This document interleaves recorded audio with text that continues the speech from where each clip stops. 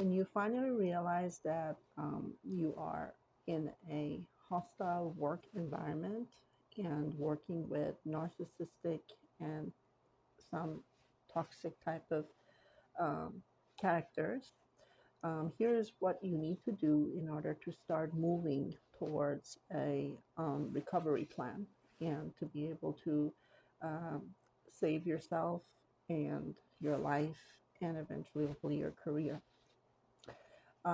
It's important to realize that, especially when you're in a narcissistic relationship of any kind, um, in this particular case, we're talking about a work situation.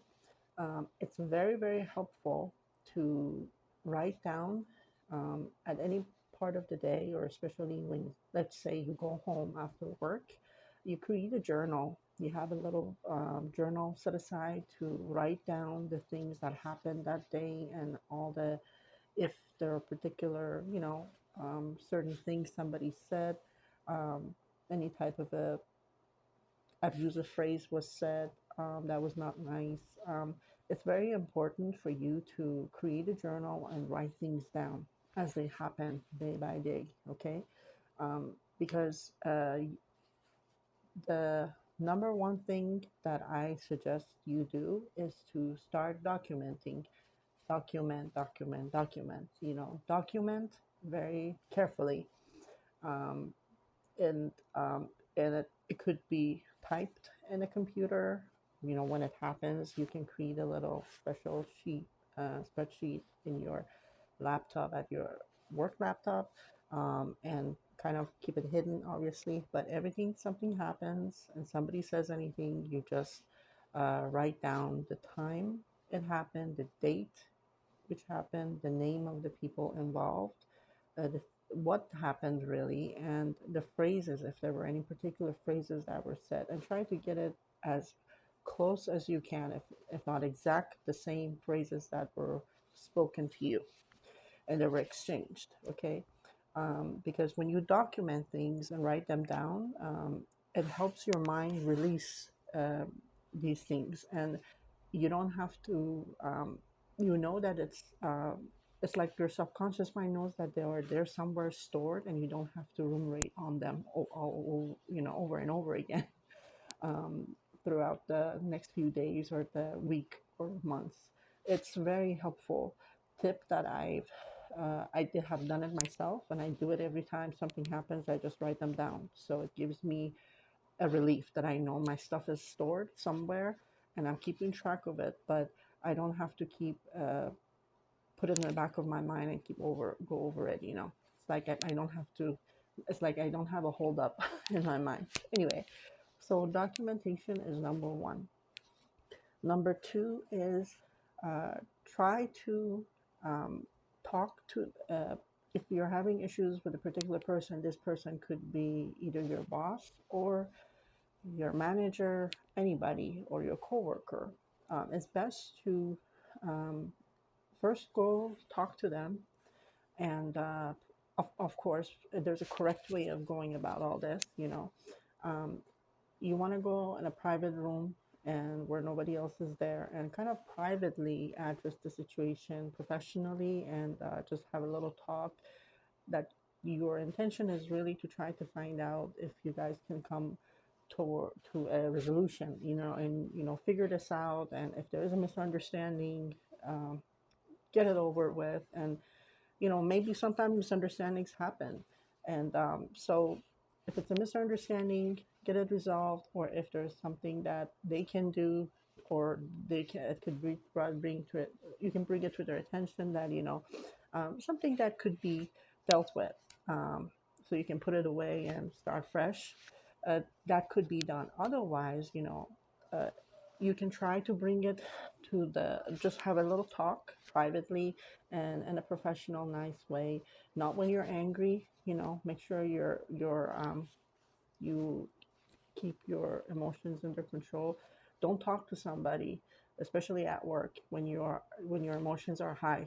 Go for a walk, go outside, cool down. Maybe the next day you can always come back and um, talk to the person, because what you say does make a difference, because how you say what you want to say and the time that you say it, and especially how you say it. It matters and makes a difference in the outcome of the situation. So be very careful how and the tone that you use and the words that you use and how you talk, you know, communicate your issues. Especially, one more thing is that don't try to text or write an email as much as possible. You want to go and talk to the person face to face, because talking to the person face to face has a different type of an effect. It makes it less serious, okay? Versus if you send a text message or send an email. Sending text messages and email creates more confusion because the person doesn't see you, hear your voice, or the tone of voice to which you're communicating. It it can make it look a lot more serious when you are writing it and sending it to the person. So try talk to them face to face. If not, over the phone. Okay, that's the best way I can suggest. So try talk to the person or set up a meeting in a private place and address the situation politely. Um, if the person is a make if it's a normal healthy person, hopefully they will have common sense and try to respect you and validate your point and do some investigation on their own to come back and see if your point is valid. But if not, you want to wait and see what the response is going to be towards your complaint and the issue that you're bringing up. So watch for the response and how they respond to you. Now, if the issue didn't go away when you talk to the individual, you can always escalate the matter to the next manager and the person above them. That's the best way to go. You want to, if if they don't seem to be cooperating, you can always escalate the matter and report the issue to the manager above them. Like if they're your, for example, let's say the lead of your team, you can go to their boss and escalate the matter to them. Okay, um, and see what happens.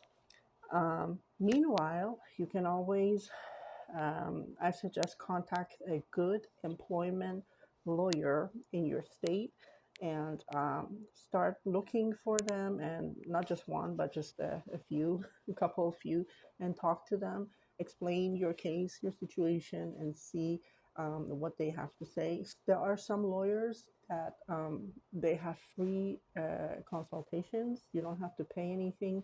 And there are some contingency fee lawyers that they don't, that means if they're willing to take your case, they won't charge you. You don't have to put any money down unless they get you a settlement or you did win your case. But they're willing to, you don't have to pay any money, but whatever money it gets from your that comes out from the settlement of your case, if the companies decide to offer some money and settle your case, or if you end up winning, they're gonna probably take away like 40 to 50% of it. And this is something that you need to understand if you want to go for situations, cases like this. But there are lawyers who you just have to do your research to find those lawyers. Um, some charge a fee, but some do have a contingency fee, kind of a situation that they are willing to work with you on that. So, and then after that, of course, you want to, the other suggestions I have is that try not to go to the HR as much as possible, because believe it or not, HR is really not there for the employee, even though they call human resources, but don't go to the HR, okay? Try to go talk, you're better off going and document things and going and talking to an employment lawyer and find out your legal um, rights from them. HR, if you go to HR, because they're there to really protect the managers and the company as much as they can. And so, in order to avoid any kind of an issue, I suggest you do what I just mentioned. And so, I will try to make another video and just kind of add a few more uh, items into the list. Okay, until the next video. Bye.